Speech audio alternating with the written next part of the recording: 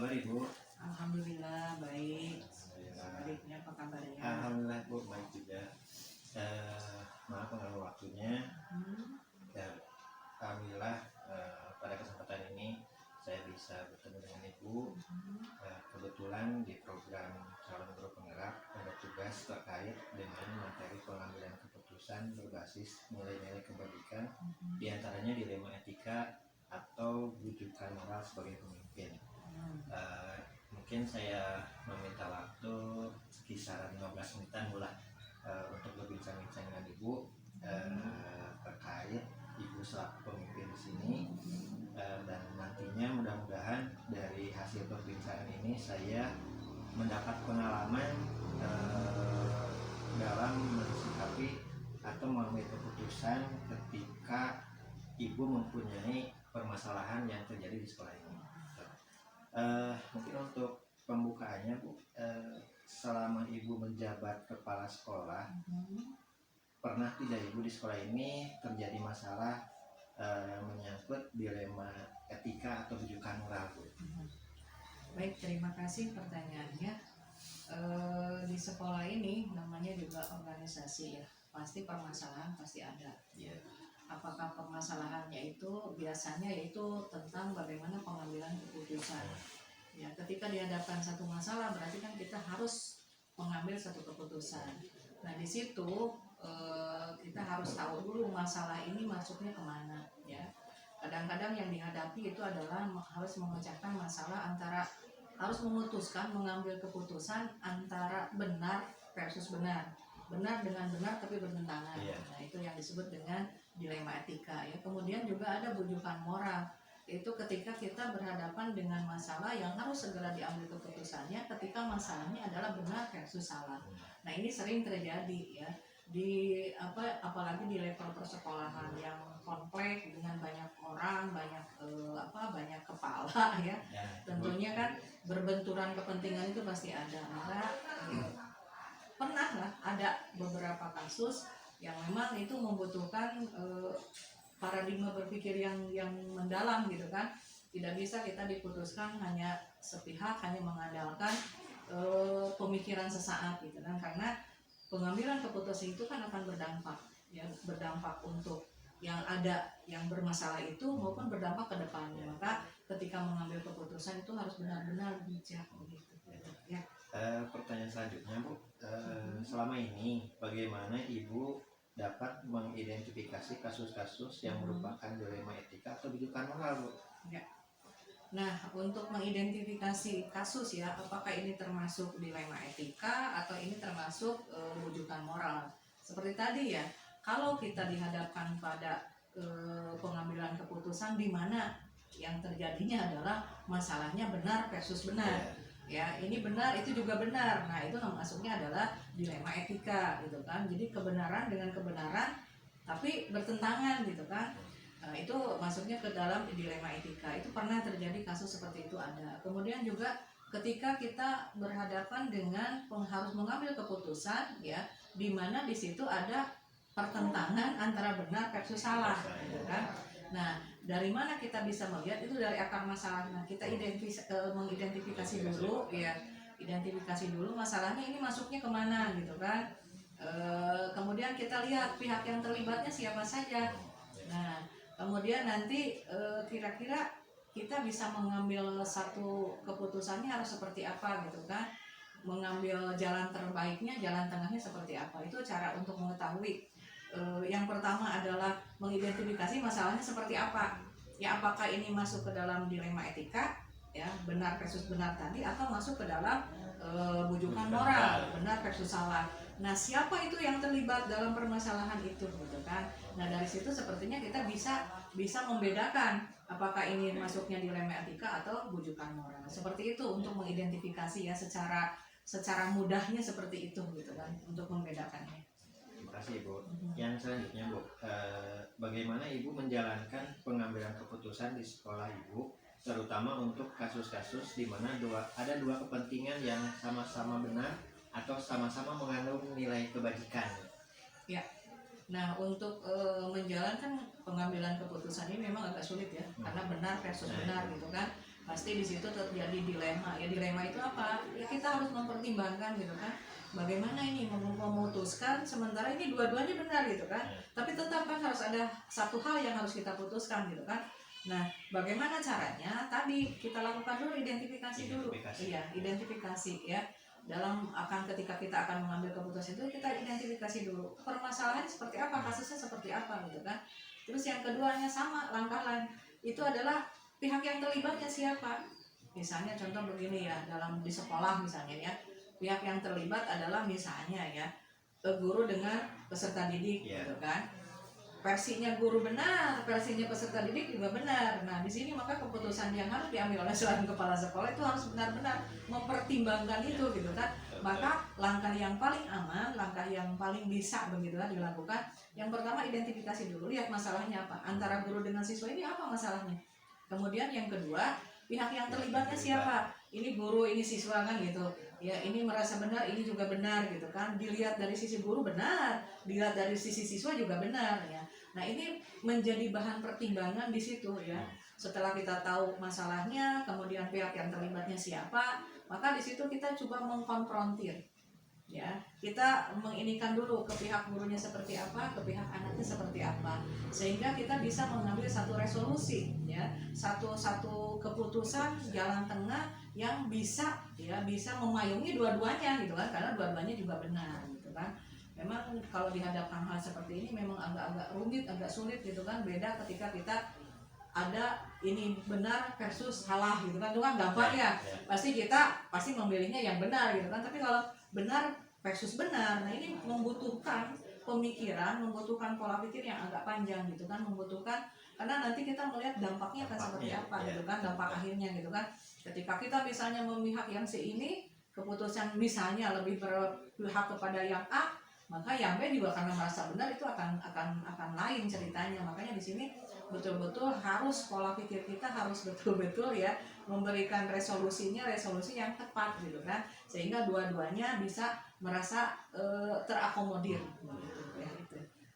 Selanjutnya Bu, dari permasalahan tersebut, langkah-langkah atau prosedur seperti apa yang biasa Ibu lakukan selama ini? Ya seperti dari awal sudah dijelaskan ya, ketika menghadapi satu masalah kemudian harus diambil satu keputusan, yaitu tadi langkah pertama identifikasi dulu. Nah, identifikasi dulu permasalahannya seperti apa, kasusnya seperti apa, kita identifikasi ya.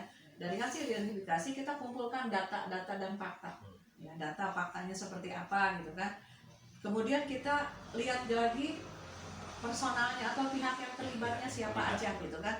Itu juga kita harus bisa melihat pihak-pihak terlibatnya siapa saja. Nah, kalau sudah ada identifikasi masalahnya apa, pihak yang terlibatnya siapa, nah kita di situ bisa setelah ada terkumpul data faktanya, kan di situ sudah bisa jadi pertimbangan gitu ya. Langkah apa, keputusan apa yang harus kita ambil, ya resolusi apa yang harus kita berikan untuk menuntaskan masalah itu. Ya secara simpel singkatnya seperti itulah langkah-langkahnya gitu kan. Selanjutnya Bu, hal-hal apa saja yang selama ini Ibu anggap efektif dalam pengambilan keputusan pada kasus-kasus dilema etika? Pada kasus dilema etika ya, yang dianggap efektif itu adalah ketika kita memberikan solusi yang bisa ya diterima oleh dua-duanya gitu kan. Itu yang paling efektif itu ya seperti itu gitu kan. Nah, ini memang kata ini juga memang sulit gitu kan ya, belum tentu kan ketika kata menurut kita mah ke si ini teh udah sama, ke ini juga sama, tapi kan kalau ditanya secara individual tetap akan ada berbeda gitu kan. Tapi kita sebisa mungkin, semaksimal mungkin memberikan keputusan itu yang benar-benar seimbang ya antara yang ini dengan yang pihak yang ini gitu kan. Maka dari itu tadi langkah tadi harus benar-benar dilakukan gitu kan ya, harus benar-benar dilakukan supaya tidak ada yang merasa dirugikan gitu kan dengan pengambilan keputusan itu. Ya, seperti itu. Selanjutnya Bu, hal-hal apa saja yang selama ini merupakan tantangan yang baru saja Bu, maaf, yang selanjutnya yang keenam, apakah Ibu memiliki sebuah tata cara atau jadwal tertentu dalam sebuah penyelesaian kasus dilema etika? Apakah Ibu langsung menyelesaikan di tempat atau memiliki sebuah jadwal untuk menyelesaikannya? Bentuk atau prosedur seperti apa yang Ibu jalankan? Oke.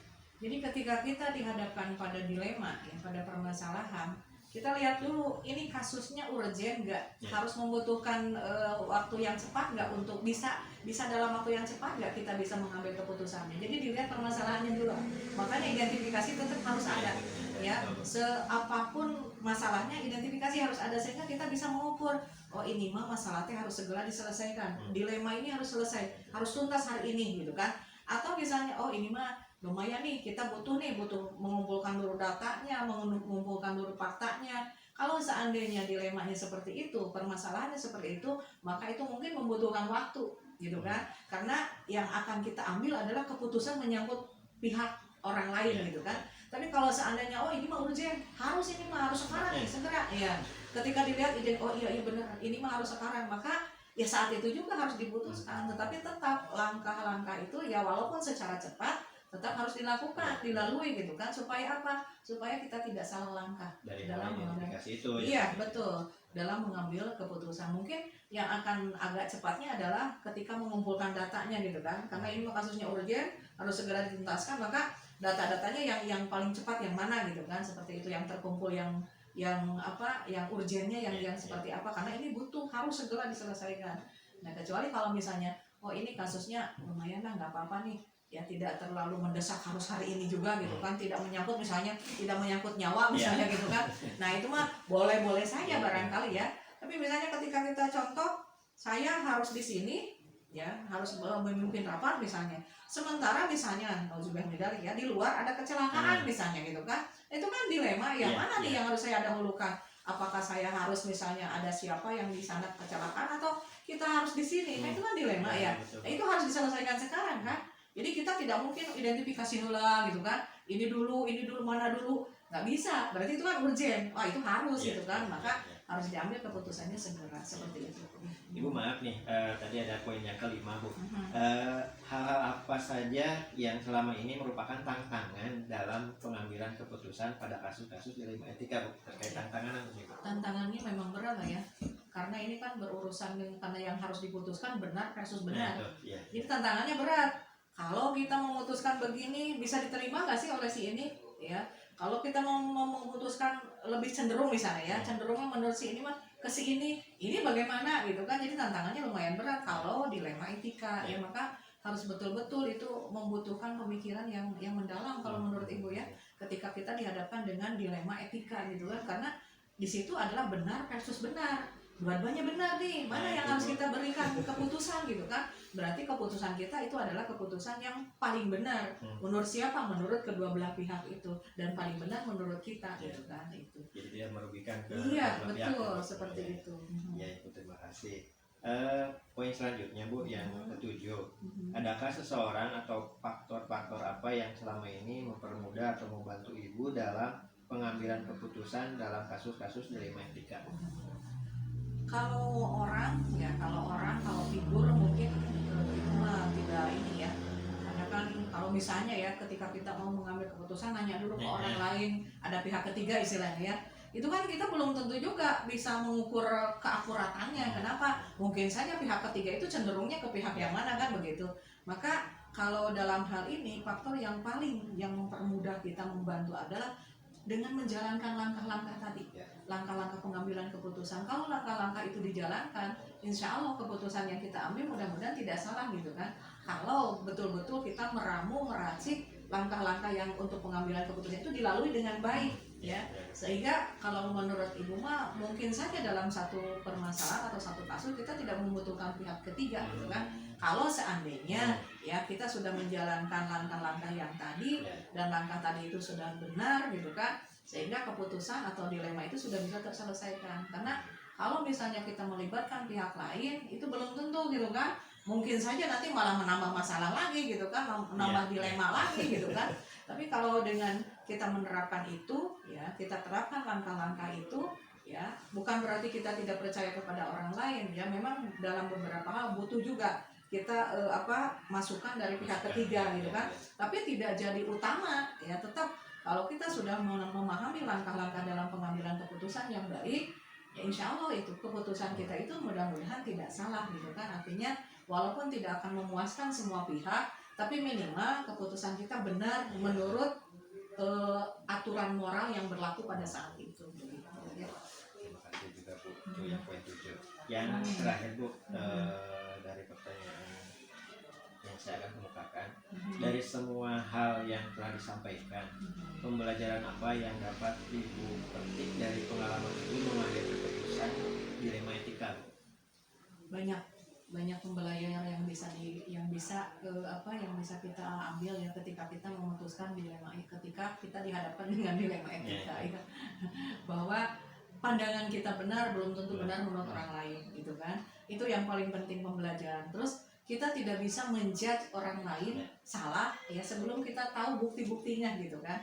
Jadi banyak hal yang bisa kita pelajari ketika kita dihadapkan dengan dilema etika gitu kan. Walaupun itu benar versus benar, tapi kan tetap kita harus mencari yang paling benar kan gitu. Maka di situ pembelajaran yang bisa diambil adalah itu ya. Bagaimana kita memposisikan diri untuk bisa menyeimbangkan ini, untuk bisa mengambil keputusan yang bisa diterima oleh kedua-duanya gitu kan, seperti itu.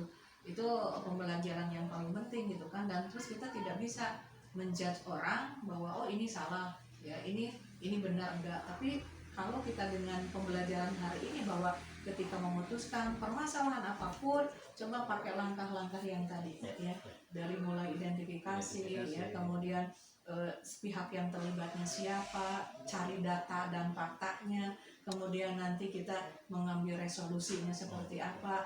Nah kalau itu dilakukan ya itulah pembelajarannya, sehingga mudah-mudahan ya keputusan yang kita keluarkan itu tidak salah gitu kan. Mudah-mudahan keputusan yang kita keluarkan itu bisa yang minimal memuaskan pihak-pihak yang terlibat dalam dilema itu. Nah, gitu seperti ya, itu. Ibu, terima kasih banyak atas pengalaman Ibu, dan itu mungkin menjadi pengalaman bagi saya ketika nanti kedepannya dalam mengambil keputusan apabila terjadi dalam situasi tersebut. Ibu, mungkin itu percakapan yang bisa saya sampaikan dengan Ibu. Terima kasih atas waktunya. Ibu sehat dan mungkin saya juga bisa dilancarkan dalam kegiatan. Amin. Sukses selalu. Sukses ya. Terima kasih Ibu. Jadi GP. Sukses. Siap. Waalaikumsalam warahmatullahi wabarakatuh.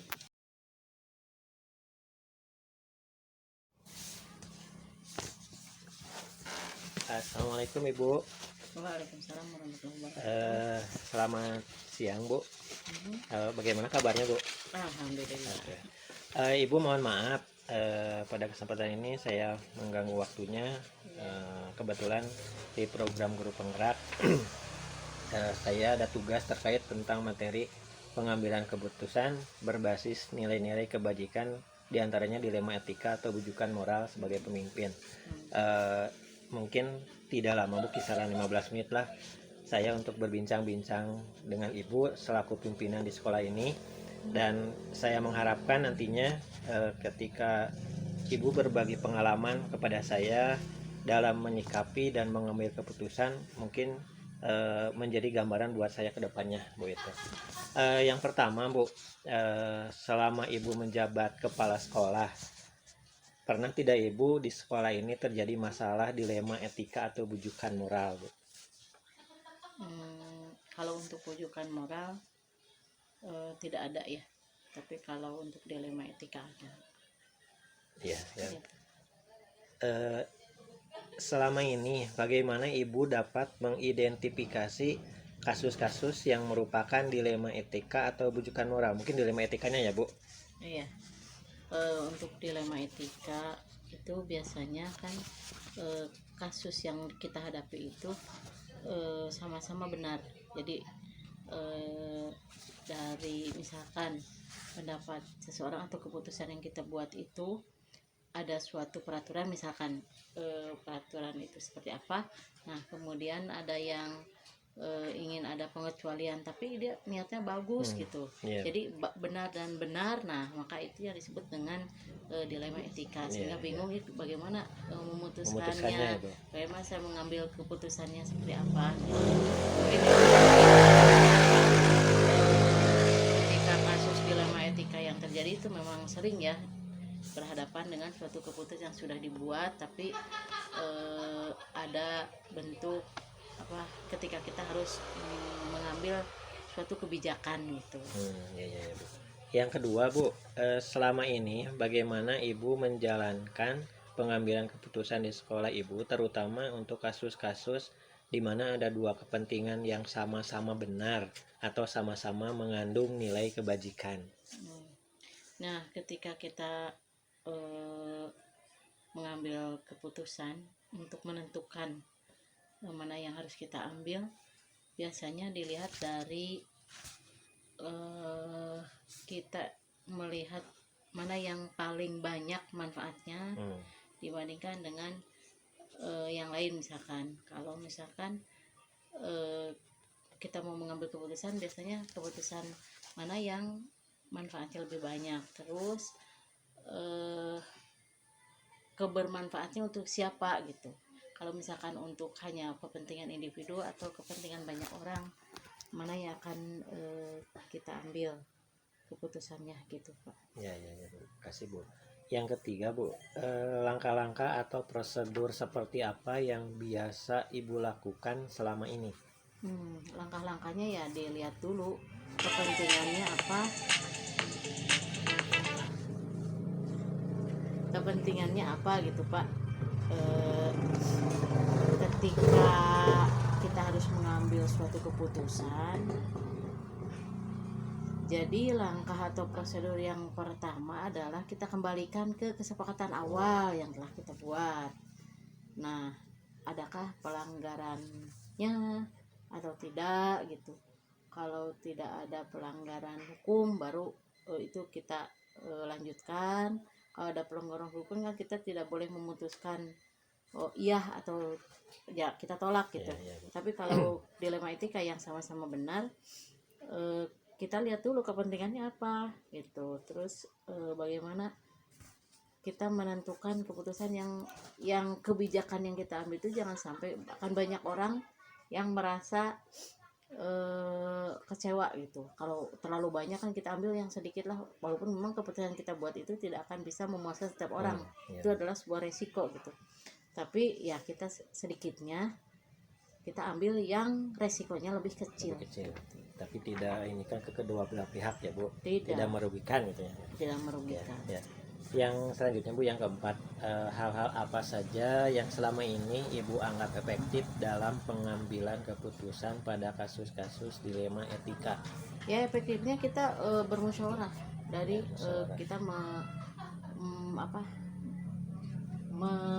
menganalisis bersama-sama gitu dengan orang-orang yang terkait dengan keputusan itu gitu. Kita tidak mengambil keputusan sendiri, jadi dianalisis dulu bersama-sama itu, Pak. Yang efektif itu. Yang kelima, Bu, hal-hal apa saja yang selama ini merupakan tantangan dalam pengambilan keputusan pada kasus-kasus dilema etika? Tantangannya ketika keputusan itu harus diambil sesegera mungkin gitu. Iya.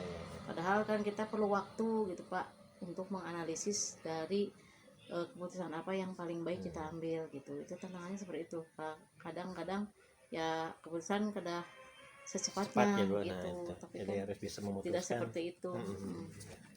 Ya, Ibu. Tapi harus selesai juga.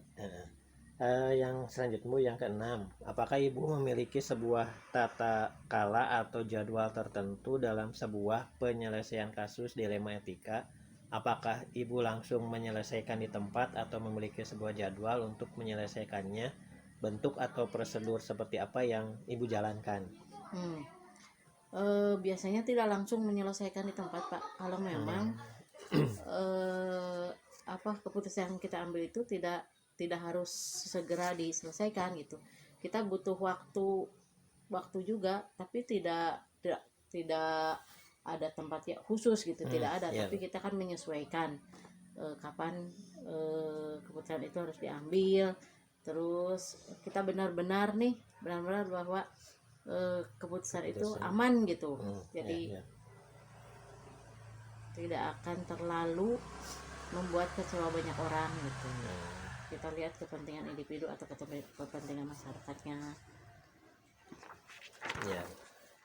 Yang ketujuh, Bu, adakah seseorang atau faktor-faktor apa yang selama ini mempermudah atau membantu ibu dalam pengambilan keputusan dalam kasus-kasus dilema etika? Kalau seseorang itu pasti orang-orang yang memang dijadikan idola, seseorang yang memang punya karakter baik, yang memang bijak gitu. Biasanya mengambil keputusan, banyak pengalaman juga. Mereka punya pengalaman dan memaknai pengalamannya gitu Pak.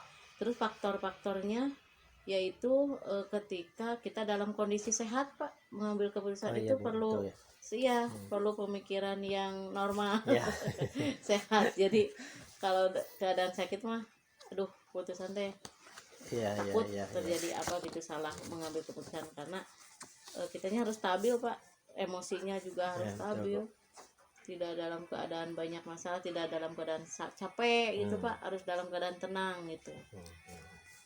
Iya Bu. Yang terakhir mungkin Bu ya, ini yang poin ke-8, dari semua hal yang telah disampaikan, pembelajaran apa yang dapat Ibu petik dari pengalaman Ibu mengambil keputusan dilema etika? Ya, pelajarannya satu, bahwa kita itu harus mampu mengendalikan emosi, itu yang pertama. Terus yang kedua adalah bahwa kita tidak setiap keputusan yang kita ambil itu akan menyenangkan banyak orang Pak. Pasti adalah yang merasa kecewa, tapi mudah-mudahan kecewanya teh ada yang pro dan kontra, ada yang pro dan kontra, mudah-mudahan sebentar gitu, lama-kelamaan paham dengan itu, jangan sampai kita menunda gitu. Terus pada akhirnya mereka kecewa gitu. Tapi ketika paham mah tidak akan cepat selesai gitu Pak, kecewaan itu yang sekadap gitu. Terus lagi bahwa ketika kita memutuskan mengambil suatu keputusan yang berkaitan dengan dilema etika, kita mengulang-ulang Pak keputusan itu, apakah itu layak diambil atau tidak gitu. Dievaluasi kembali, dilihat kembali keputusan kita itu apakah sudah benar-benar yakin baik untuk kita dan juga untuk orang lain itu. Apabila ya banyaklah, jangan sampai kita merugikan banyak orang, intinya itu. Ibu, mungkin itu pertanyaan-pertanyaan yang sudah saya sampaikan, yang saya sudah lontarkan ke Ibu. Terima kasih atas waktunya, terima kasih juga atas perbincangan saya dengan Ibu. Mudah-mudahan dengan pengalaman Ibu ini menjadi pengalaman bagi saya juga untuk kedepannya. Terima kasih Ibu atas waktunya. Ditutup aja. Wassalamualaikum warahmatullahi wabarakatuh. Waalaikumsalam warahmatullahi wabarakatuh.